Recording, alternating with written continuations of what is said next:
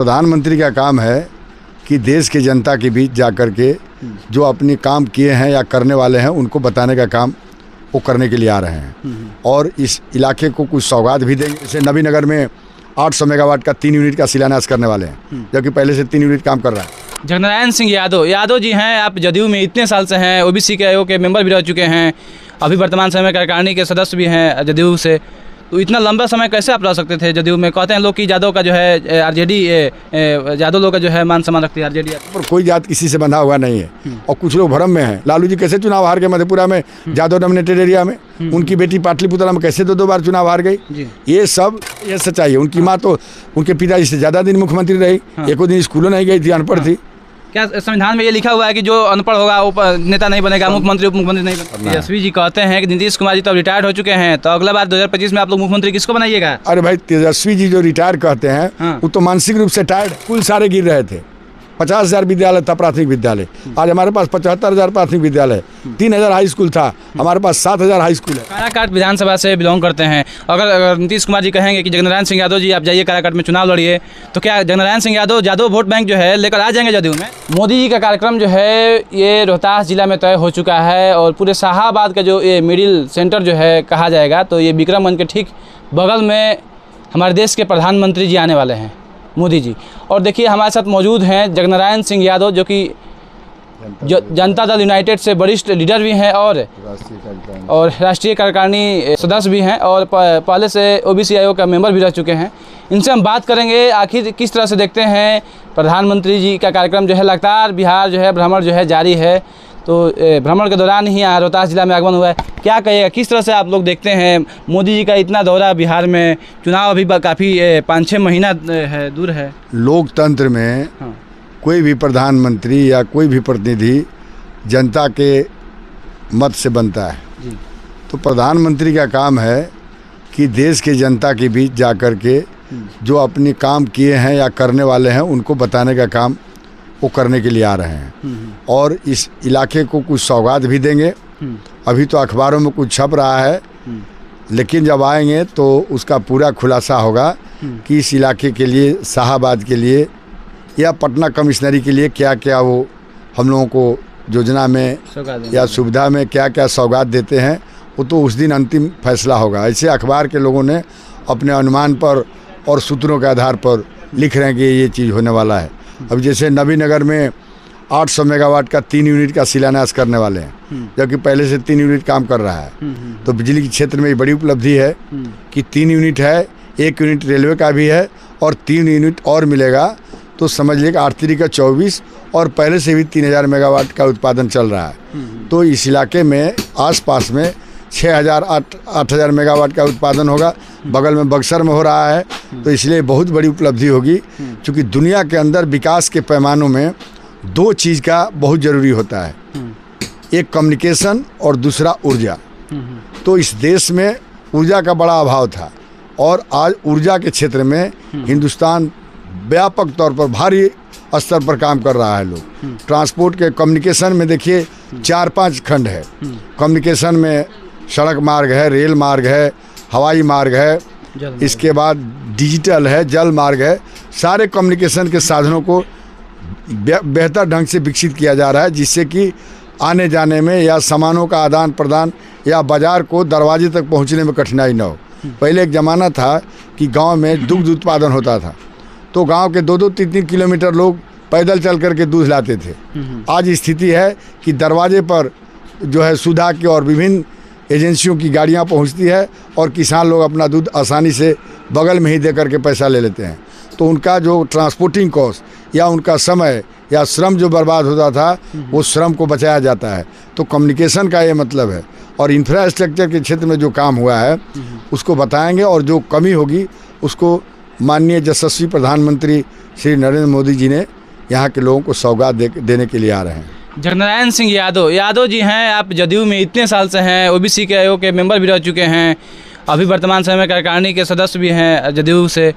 तो इतना लंबा समय कैसे आप रह सकते थे जदयू में? कहते हैं लोग कि यादव का जो है आरजेडी, यादव लोग का जो है मान सम्मान रखती है आरजेडी, आप जदयू में। अब कहते तो लोग हैं, आज भी हम लोग इस गठबंधन में हमारे 5 MP हैं और लालू जी की पार्टी जिसको आप कहते हैं यादव की पार्टी, उसमें कितने एमपी जीते हैं? यादव कितने जीते हैं? तो ऐसा कोई पार्टी किसी जाति का नहीं होता है। पार्टी विचारों के आधार पर बनती है, सोच के आधार पर पार्टियों का गठन होता है। और लालू जी की पार्टी और न पार्टी, उनकी सोच हम लोगों से अलग है। और जो लोग ये बात बोलते हैं कि यादव लोग और फलना जाति के लोग, तो किसी पार्टी में एक जाति के लोग हैं, न रहेंगे न रहने वाले हैं। ये तो सोच का सवाल है, दल विचार का सवाल है। और दुनिया में परिवर्तन सोच से होता है, वोट से कभी परिवर्तन नहीं होता। किसी को वोट मिल जाता है, कभी कभी संजोग में वैसे लोग भी प्रतिनिधि हो जाते हैं जो उसके मापदंड को पूरा नहीं करते हैं। तो लोकतंत्र है और जनता की चेतना ज्यों ज्यों विकसित हो रही है, उसमें अपने प्रतिनिधियों का चुनने का जो तौर तरीका है वो बदल रहा है। क्योंकि दुनिया में मार्केट इकोनॉमी लागू होने के बाद, लिबरल मेरिटोक्रेटिक कैपिटलिस्ट डेवलपमेंट के बाद जो परिवर्तन हो रहे हैं, उस परिवर्तन का आगाज जो हो रहा है, उसका जो है परिणाम आम लोगों के बीच दिखाई दे रहा है। इसलिए मेरा कहना है कि हिंदुस्तान की सरकार, मोदी जी के नेतृत्व में जो सरकार चल रही है, वो दो चीज़ों पर बहुत तवज्जो दे रही है, उसको विकसित कर रही है कि हिंदुस्तान जो है उसकी इकोनॉमी जो है दुनिया में 5 ट्रिलियन की इकोनॉमी बन जाए। अभी हम 5वां पायदान पर हैं इकोनॉमी में, और हम चाहते हैं कि 5 ट्रिलियन को हो जाएंगे तो दूसरा तीसरा में मेरा स्थान आ जाएगा। अब काराकाट विधानसभा से बिलोंग करते हैं, अगर नीतीश कुमार जी कहेंगे कि जगनारायण सिंह यादव जी आप जाइए काराकाट में चुनाव लड़िए, तो क्या जगनारायण सिंह यादव वोट बैंक जो है लेकर आ जाएंगे जदयू में? अब देखिए, वोट का सवाल है। एक बगल में उपचुनाव हुआ, सुरेंद्र यादव वहाँ के मगध सम्राट अपने आप को लिखते थे, और वो मगध सम्राट थे, और उनके महिला 22,000 से हरा दी उनके बेटे को। तो कोई वोट किसी जाति का बंधा हुआ वोट नहीं है, खरीदा हुआ नहीं है। अब जब चुनाव मैदान में आदमी जाएगा तो पता चलेगा कि यादव किसको वोट करते हैं, कि कौन जात किसको वोट करता है। और वोट के सवाल में, जहाँ वोट का सवाल है, वोट के सवाल पर कोई जात किसी से बंधा हुआ नहीं है। और कुछ लोग भ्रम में हैं। लालू जी कैसे चुनाव हार गए मधेपुरा में, यादव डोमिनेटेड एरिया में? उनकी बेटी पाटलिपुत्रा में कैसे 2 बार चुनाव हार गई? ये जो है अफवाह और प्रचार की राजनीति से मतदाता या वोट नहीं पड़ता है। लोग बाजार में अफवाह करते रहते हैं, यहाँ गया वहाँ गया।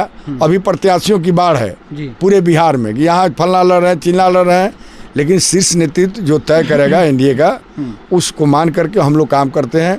जहाँ पार्टी कहेगी उसी के साथ हम लोग को काम करना है। तेजस्वी जी कहते हैं कि नीतीश कुमार जी तो अब रिटायर्ड हो चुके हैं, तो अगला बार 2025 में आप लोग मुख्यमंत्री किसको बनाइएगा? अरे भाई, तेजस्वी जी जो रिटायर कहते हैं वो तो मानसिक रूप से टायर्ड हैं। उनके बारे में हम क्या बात करेंगे? कैसे बात कर रहे हैं? पढ़े लिखे नहीं है तो क्या उनकी बात करेंगे? पढ़े लिखे नहीं है? पढ़े लिखे नहीं, 8 तक तो पास किए हैं, 8वां पास है। आप लोग उनको उप मुख्यमंत्री क्यों बना दीजिए? पढ़े लिखे नहीं थे तो उप मुख्यमंत्री बनाना, उनकी माँ भी मुख्यमंत्री बन गई थी। कभी कभी राजनीतिक हालात में कभी कभी बहुत सारी चीजों को स्वीकार करना पड़ता है। तो आप तो गलती कर दिए उप मुख्यमंत्री बनाकर? गलती नहीं कर दिए, जो सच्चाई है सच्चाई है। उनकी माँ तो उनके पिताजी से ज्यादा दिन मुख्यमंत्री रही, एको दिन स्कूलों नहीं गई थी, अनपढ़ थी। क्या संविधान में ये लिखा हुआ है कि जो अनपढ़ होगा वो नेता नहीं बनेगा, मुख्यमंत्री उप मुख्यमंत्री नहीं बनेगा? संविधान में कभी ऐसा नहीं लिखा गया है। फिर आप मजाक क्यों उड़ा रहे हैं उनका? सोचा भी, मजाक नहीं उड़ा रहे हैं, सोचा भी नहीं गया था कि ऐसे ऐसे भी प्रतिनिधि चुने जाएंगे। संविधान निर्माताओं ने कभी यही नहीं सोचा था कि इस देश के मुख्यमंत्री और मंत्री और ये सब जेल के शिकंजों में बंद होंगे। ये कल्पना भी नहीं थी, लेकिन ये भी देश में हो रहा है। बहुत सारे प्रतिनिधि जो है और मंत्री, मुख्यमंत्री भ्रष्टाचार के रामारावादिक से के एक फहरिस्त है। ऐसा थोड़े है कि संविधान निर्माताओं ने सोचा था कि कोई चीफ मिनिस्टर को भी सजा होगी, या कोई मान लीजिए कि रामारावादिक था कांग्रेस का, उसको भी सजा हुई। इवन नरसिम्हा राव को, प्रधानमंत्री को 3 दिन का सजा विज्ञान भवन में दिया गया, जो दल बदल कानून में उनको सजा हुआ। तो ऐसी कल्पना नहीं थी। लेकिन परिवर्तन के दौर में बहुत नई नई चीज़ें हो रही है। वो सोचा था कि ट्रम्प जैसे लोग भी राष्ट्रपति बन जाएंगे।